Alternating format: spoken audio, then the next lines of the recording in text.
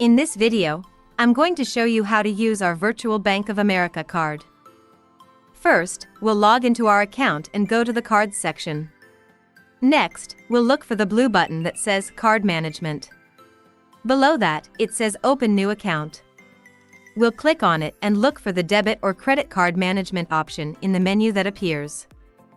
After this, we'll confirm the activation of our card using one of the two options provided by the app.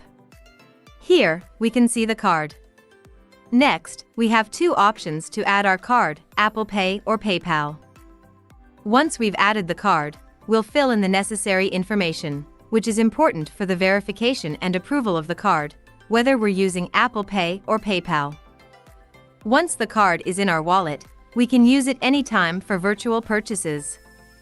It's important to remember that this is a virtual card only.